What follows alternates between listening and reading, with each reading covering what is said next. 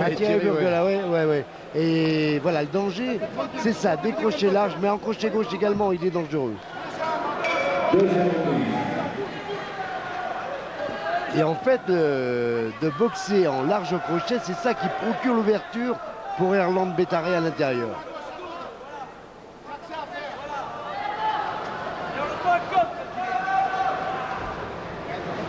Erland qui va pas prendre de risque, qui va essayer de pas se laisser fixer et qui va tenter de gagner tous les rounds au point sur sa technique.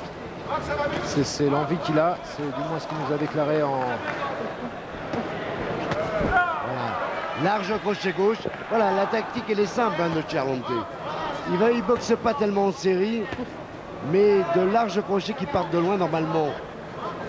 Erland Bétaré doit les voir venir, elle est bloquée. Mais le danger, il est là. Que ce soit en haut ou en bas, c'est par de larges crochets. L'Italien qui est peu actif, mais qui cherche le coup dur. Et ça va avec sa morphologie, c'est pas un styliste. Alors que Bétaré l'est, lui. Ouais, magnifique l'enchaînement gauche-droite. Magnifique, elle est arrivée. Pleine face.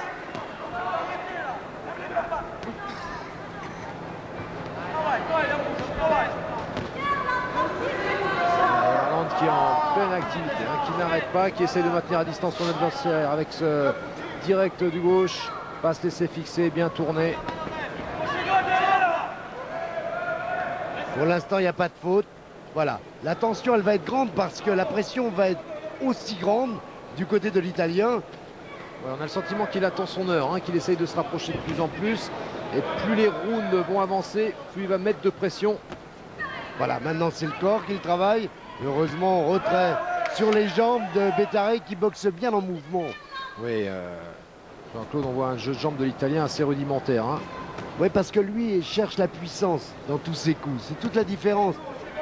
D'un côté, Bétaré, lui, cherche à toucher et à éviter, alors que l'Italien cherche à démolir.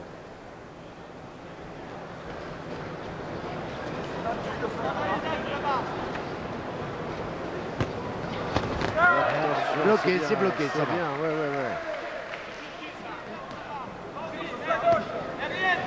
Il a d'ailleurs beaucoup travaillé les blocages parce que avant il avait tendance à avoir les mains collées, les gants collés au menton, et ce qui fait qu'il prenait les coups quand même, malgré tout.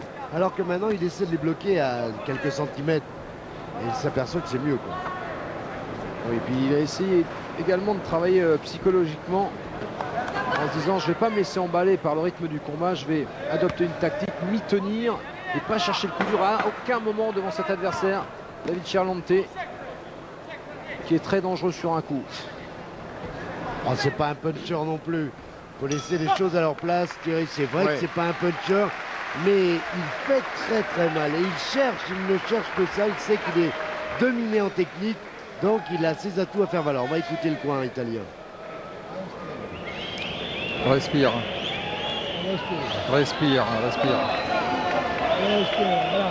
Bien.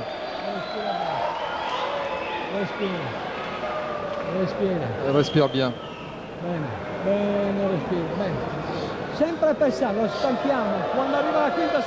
Essaie de le fatiguer et à la 5e, 6e reprise, tu vas l'attaquer avec le droit. Seulement du droit, seulement avec le droit. Tu as bien compris?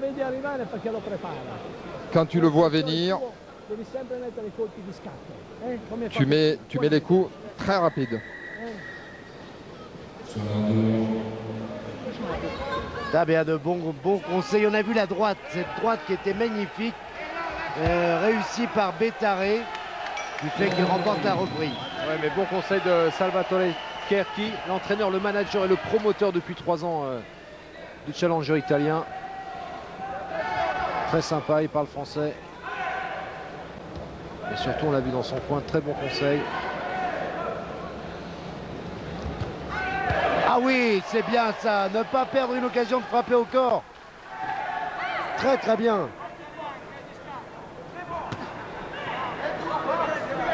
Erland qui est actif, qui cherche les trous, qui travaille au corps, qui remonte là à la face, c'est bien. Et un Charlante qui est un peu raide, mais il ne faut pas rentrer dans le jeu de la bagarre. Il faut continuer à distiller cette boxe. Voilà, c'est pas reculer forcément, c'est tourner.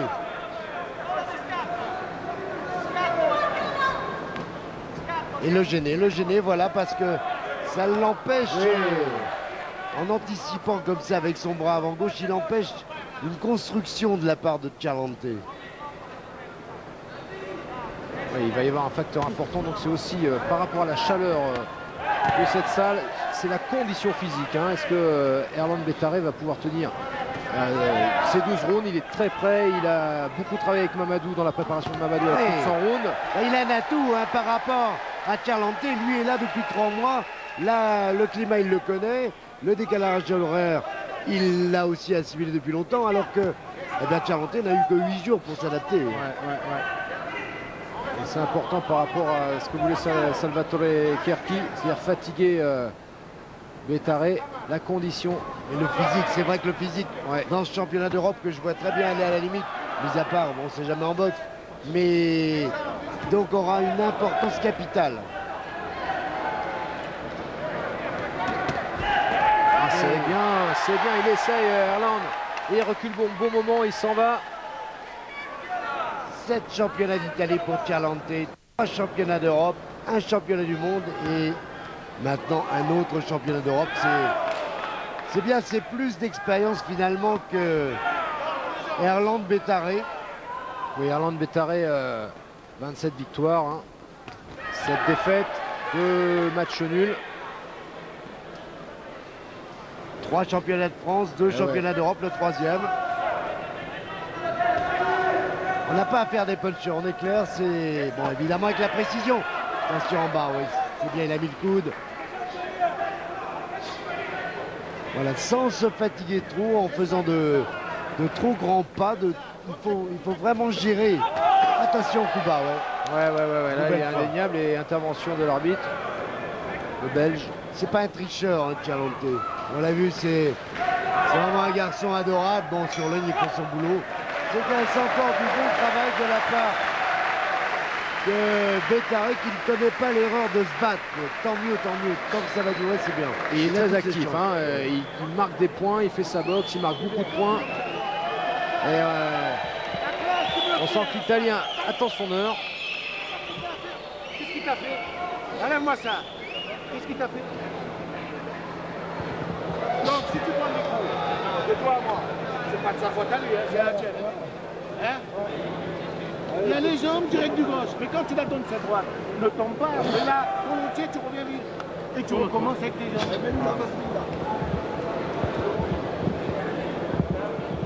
Et baisse ta tranche, on est d'accord? On ne pas reculer avec la tête en l'air, c'est clair, parce que comme les crochets sont larges, ils ont toutes les chances d'atteindre leur cible. Et là, on va louer à Carriès, qui n'a pas pu s'empêcher d'aller de donner, distiller quelques petits conseils. C'est bien, c'est bien. Ouais, c'est un passionné, c'est un entraîneur. Allez, Erland qui va remettre la machine en route en boxant intelligemment, hein. Toujours en tournant, en mettant le rythme. Et de l'autre côté, un autre style. Un homme qui va essayer de se rapprocher, de fatiguer le champion. Et le public qui se réveille.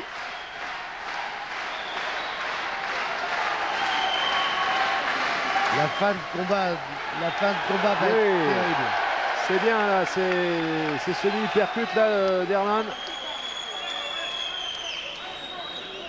Et Ciarlante qui n'a pas démontré grand chose pour le moment techniquement, hein, qui paraît quand même assez limité, il n'a pas réussi à prouver prouver l'ouverture. Il y a un problème de distance qui n'a pas pour l'instant raccourci, puisque donc Erland Betaré est toujours en mouvement, mais il faut monter les bras bien haut.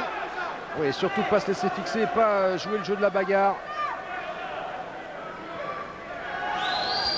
Et donner des coups, hein.